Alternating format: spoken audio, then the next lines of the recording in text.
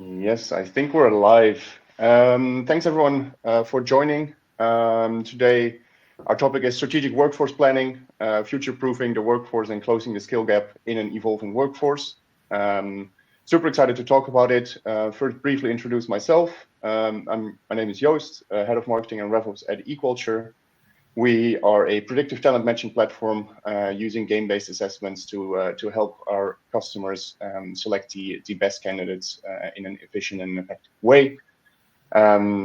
Today, I'm talking about the topic together with Alise, and maybe Alise, you can quickly introduce yourself as well. Thank you, Joost, and very welcome to everyone to today's webinar. My name is Alise, as you've mentioned. I'm currently heading up a strategic workforce planning practice for Sita, combined with a people business partnership role. And in 2 words, I'm a Latvian that has been around all of Europe for the last 20 years, 15 of those in people practice, all across different roles, working primarily for tech companies, but then also fast-moving consumer goods, as well as NGOs and finance sector.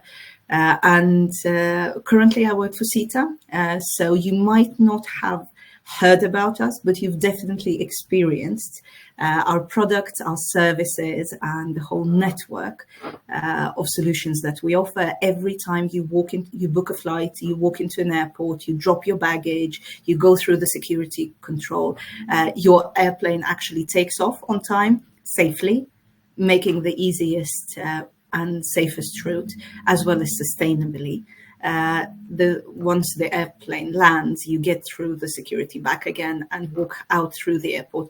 All of that has been enabled by Sita and our solutions. So we touch almost every passenger flight in the world. And of course, we're present in more than 200 countries. So that's us. And as you can imagine, planning ahead for a tech company that's been around for 75 years in a sector that's significantly changing is something we take to our heart. Thank you very much for your introduction, Alise. And we're now going to dive into the topic itself. If there are any questions, as Scott already mentioned in the chat as well, feel free to post them there, and we'll see if we can mix them in. And otherwise, we'll get to them at the end during the Q&A section. You already opened up the topic a little bit, Alise, but I think it's also a good one for the entire audience as well to. When we talk strategic workforce planning, like what exactly are we talking about? And that's a brilliant question. There's quite a lot of definitions. Depending on whom you ask, you might get a different one. But at the very base, it's actually translation of your business strategy to people. So to deliver on your business aims and goals, who do you need to have? How many? With what skill sets? And then, of course, at what price? Do you have that talent already? How are you going to source it? And what's the cost frame that you're playing with and the time frame? So all of that are questions that you need to answer in strategic workforce planning. And then, of course, depending on the industry, you're either able to plan very far ahead, like the aerospace industry, defense industry, they typically plan 10, 20, even 50 years ahead. And then there's industries which are moving extremely fast and where we're looking at a 2 to 5 year cycle. Right. Yeah, because that's an interesting one, right? What you're talking about, the how far can you plan ahead, especially with what we see now as well. How do you think that these new developments kind of changed strategic workforce planning, maybe in that sense as well? Strategic workforce planning has been around for 10, 15 years, at least as a coined term. How do you see it when it originally emerged versus how it's changed to what changed it to now? And in a sense, it's within the people practice. Once you've been around for a little bit longer, you actually see how similar practices shift names. So ages ago, everyone in at the time HR personnel were talking about headcount planning. So how many people you need to have, whether you will employ them or whether you work with contractors. So the principle itself has really been around for a fairly long time.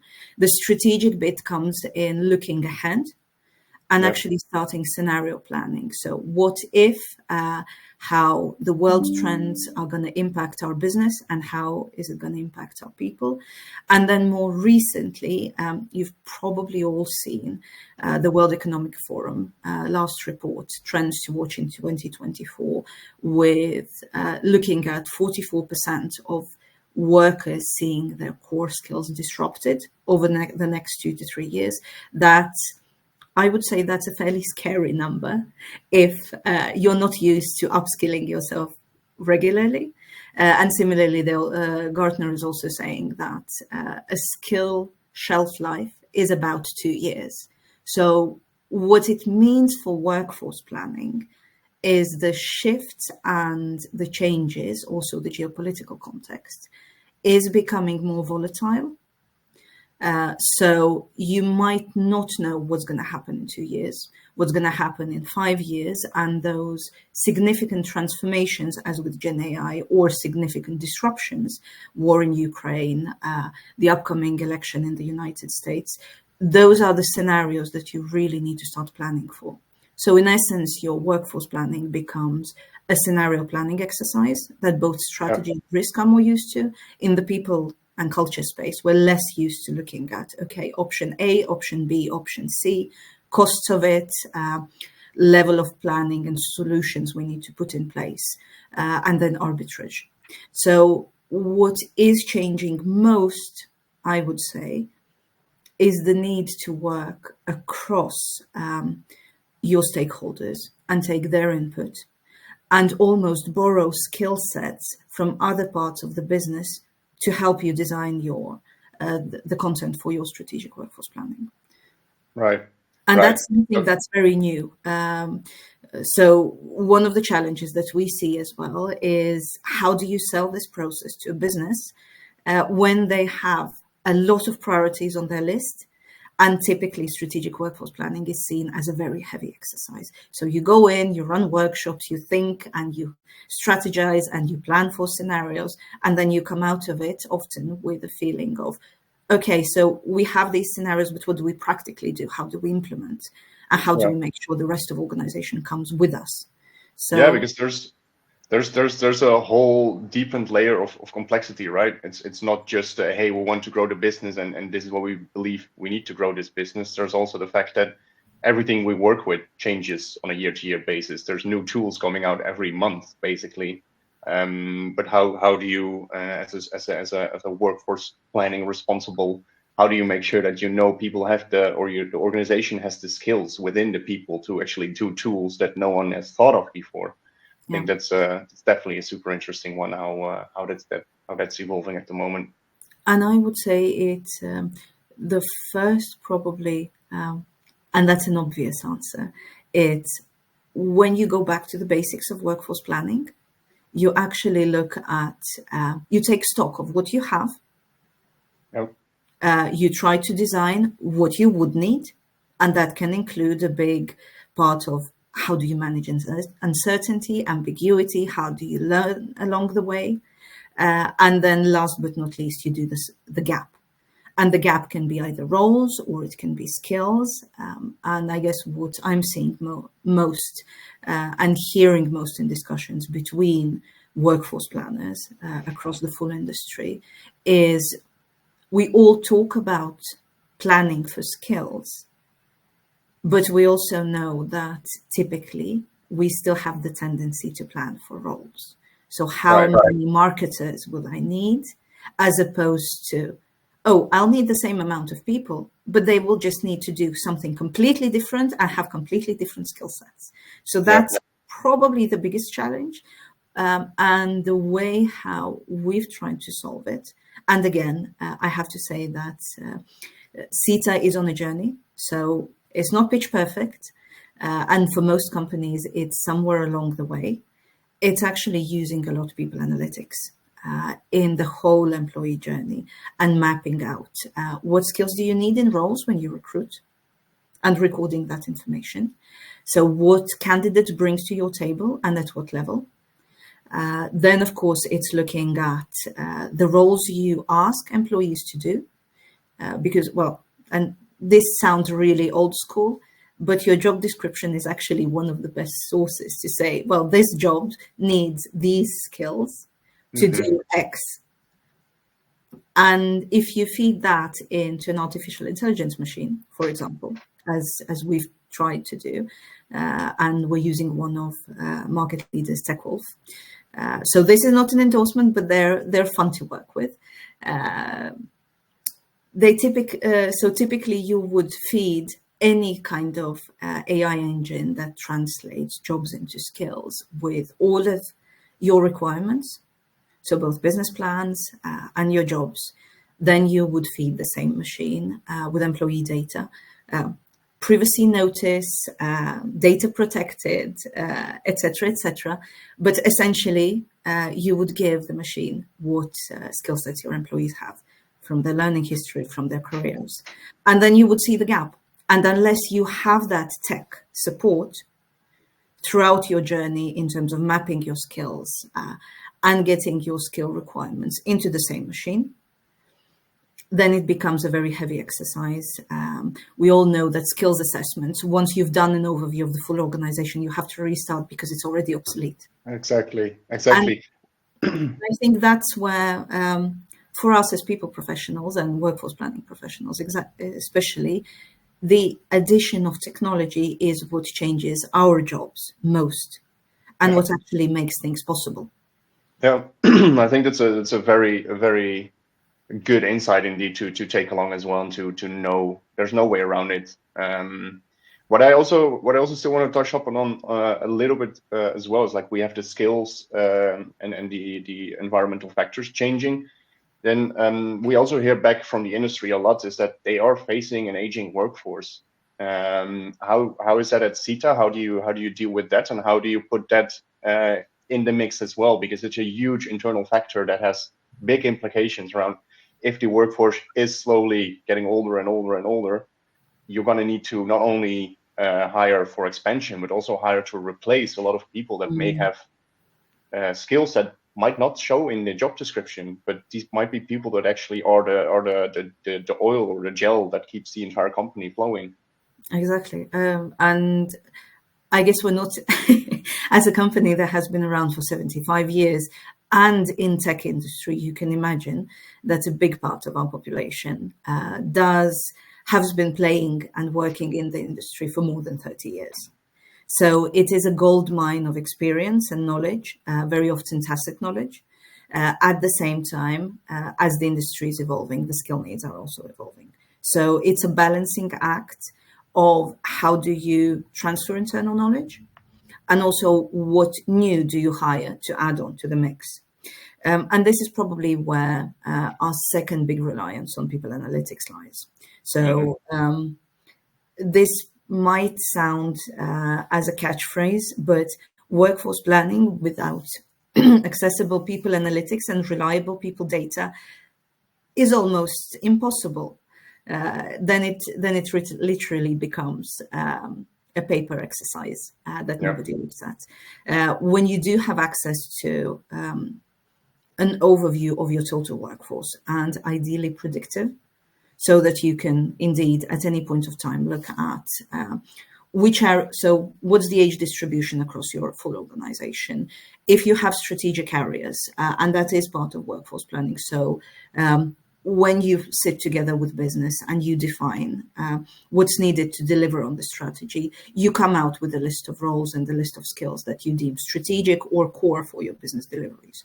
Those two areas, you should be able to look at demographics, regional distribution, risks of attrition, as well as learning capacity, performance, costs. All of that should be at the end of your fingertips. And that's something that when you work, there's of course numerous platforms you can use for that. We actually work with Cruncher, who are a very strong player in that sense. And actually giving that information to business leaders themselves and not keeping it within the people team is what we see makes the biggest difference. Because then it is the business leaders who see, these are my strategic roles, but I actually have 75% of that population in pre-retirement age. What am I going to do about it? And it no longer is a people and culture function problem. It is a business problem. And that, I guess, is what happens with what we're seeing in both people analytics and workforce planning space. It is a business problem. And then finance and people and culture organizations are partners to help find solutions, to mitigate risks, and to identify opportunities. I think like you're sketching an overview that is very much preferred for a lot of people, and they would like to make their problem not just their problem but a business problem. What would you advise people as well to make sure that it is seen as a business problem and not just as we just need to improve our talent attraction because we don't have the right people in place? And I guess there's always two views to that. One is going back to your business strategy, and as people professionals being able to come to your business discussions with a proactive view of these are your risks. So if this is your strategy, these are your people risks that will impact your strategy, and you will not be able to deliver the numbers that you need to hit at the end of the month. And especially with sales organizations, that's probably the easiest discussion to have, because when you're able to show, well, actually, 10% of your population is at high risk of leaving. If they leave, that means you will have a gap of at least 6 to 12 months in terms of securing that talent coming into the organization. You will have next a time for onboarding, because typically sales professionals, similarly as other experts, and especially those who need to have in-depth industry knowledge, relationships with their customers, you do take at least 6 months to become productive. So then you can quantify those 18 months in terms of loss. And when we as people professionals start speaking risk, return on investment, the actual cost of not having someone in their role, not only as a saving in terms of a budget, but also as missed opportunities. So X amount of deals are closed typically in a 6-month period. If we don't have those people in place, this is the amount of deals we're potentially missing. It's really about quantifying people into the business, which I think is a great insight as well. Is that if you want to try and make this impact within the company, then you need to know your numbers as well, and it's up to you as a workforce planner to match people towards business numbers. And if you can, get that in front of people that are affected or that are measured by these numbers, then you do have something to break into the room really. And we're, as people professionals, we're used to numbers being focused more on reorganizations, restructurings, cost savings. I still feel it's a big area of investment and growth for us to start looking more into what is the opportunity cost? What are our people bringing to the table? And when they're not there, what is that opportunity we've missed? So that's an area we're still branching into. We're very early on this journey, but it's the next step. In a similar way as predictive models that today work on attrition, that today work on engagement, on productivity levels within certain types of teams. Similarly, and that's a very interesting discussion, because it does mean that the chief people officer and chief financial officer become best friends in a sense, because we're coming to the table together with numbers on both sides. And that's where the magic lies. It's actually being able to refer to the same numbers and trust the same backbone. We've been extremely lucky at Sita to actually have the people numbers as base. But again, it's not all across organizations, and in my previous experience, occasionally it's more the finance numbers that are trusted, and then you do need to find a translation and a very clear view of how we translate people into cost, but also into opportunity, and build dashboards and stories that translate those insights to business leaders very easily. Before we dive into looking more into the practical and actually see what we can give to the audience as well in terms of, hey, these are maybe the practical steps that you can follow. I'm also wondering very much in the sense that there's of course the predictive analytics, and you have the internal numbers, you have your strategy, growth goals. And then you do have an external view as well that you need to incorporate into all of that. Right, exactly. The external environments. How do you combine all that together? Because from that, there must come okay, now there's an urge for these kind of skills. Well, yeah, we want to talk skills, not necessarily roles. How do you translate all of that into, okay, so these are the roles that we're going to hire, and this is going to be our talent attraction strategy? Like, how do you combine that? And I guess there's two answers to that. The first one is very much looking at global external environment. So it's literally risk assessment, geopolitical assessments that you take as a base, just to see which global locations you go to, which are a no-go. Some of the countries where you have 300% inflation, you're not going to go and open a new site there, even though they might have the best talent. Second, it's actually looking at talent analytics externally. There are starting from LinkedIn, but again, we all know LinkedIn is only what people report about themselves, and it doesn't cover the full world. But that's one of the sources. Then you have a number of other players, Talent Neuron, Lightcast, which do combine an overview of how much specific talent is available in which locations at what cost. And then, of course, what you do add on to that is your speed of hiring if you've been able to go to those locations previously. So how many, and that's where LinkedIn and other job boards do come in handy.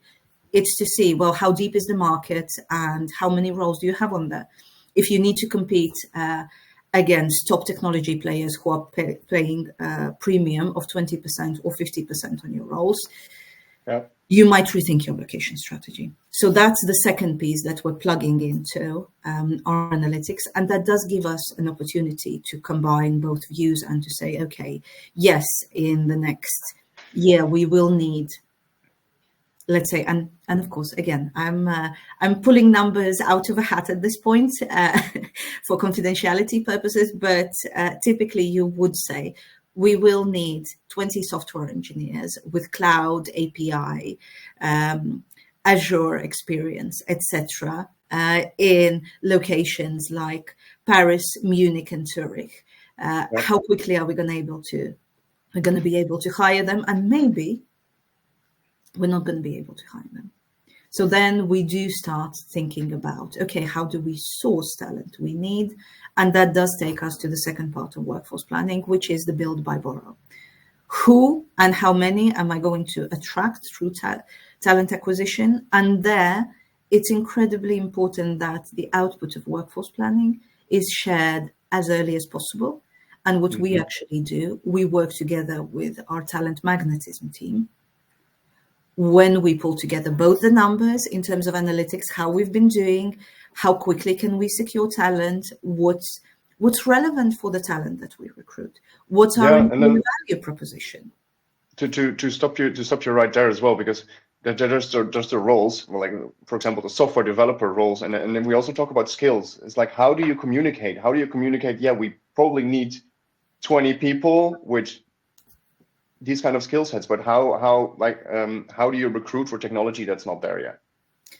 And that's a brilliant question. Then it's almost like you want to go in your scenario planning, you want to go into personas, and you want to start thinking about what are the adjacent skills. And that's something that's brilliant in terms of any AI models who provide you not only with the core skill sets, but also potentially where do those things branch out? Because very often it's not completely new skills. It's something that has evolved from something else. And if you're able to see where are the adjacencies, so what do you recruit for, knowing that the industry will keep changing, but then the other skill sets you add on to is what's your soft skills? What's your learning agility? what's your ability to take on new information, whether you're used to working in fast-paced environments where that context indeed is changing regularly, and where you've upskilled yourself over 5 times in the last 10 years, then you're probably a good match in terms of the roles that don't exist yet. Yeah. That So part, it's really and that part though is a little bit funny, because that's when you get into psychometrics as well, and which becomes more difficult as a conversation with the business. Yeah. So it's really looking into, we probably don't know what exact hard skill you need to have, but we can look at your transferable skills, indeed learning a bit agility, ability, and how fast you soak up new information in trying to see if you could at least match the requirements that someone would need in order to either learn this skill or to actually become good at it. And then there's another part which we often, larger companies talk a lot about, but we don't always hear outside of the companies. It's actually innovation management. Because any new technology, any new skills, any new technology that's on the market does require embedding in existing organization practices, and that's when it gets complex. That's when you actually need an innovation management skill set across your full organization. And if nothing else, then I would say that's one addition we all need to our roles. Because it is about how do you integrate new tech? How do you look at it? How do your business processes change? How do our people processes change? What do we stop doing? And that reflex of continuously looking at, okay, ChatGPT is here. What can I delegate to technology so that I can focus on the value add of my role? Right. And it is. What risks are associated with it? So what can I transfer and what I wouldn't necessarily want to? Yeah, but it's interesting, right? This is, well, like Sita has been around for 75 years, but the only way you can stay around is to be on top of these changes, and you need people to be your front runners in order to actually achieve that. Exactly. Yeah. And for us, it has meant both introducing biometrics, artificial intelligence, and then you still have all of the skill sets related to networking, to sales, and then, of course, to support functions that are still around to work with the business, but already in a very different way, because technology is transforming our lives as well. Yeah. I would actually also like to see if we can give our audience some practicalities, because you, of course, come from a basis where, hey, we have people analytics, we have data, we have stuff where we can steer on. Not all organizations will have that. If you are the workforce planner within an organization, you are responsible of getting it off the ground. What are the important steps that you would give as an advice for anyone really starting off from scratch or from very little information? Brilliant question. And I'd say it will very much depend on whether you, as a workforce planning practice lead, you will be doing the workforce planning for the full organization, or you will have your people and culture organization hands in hand with you to run the practice itself, because those are two very different scenarios. If it's yourself, then I would say, well, first, of course, it's how do you manage your stakeholders? How do you sell to the business?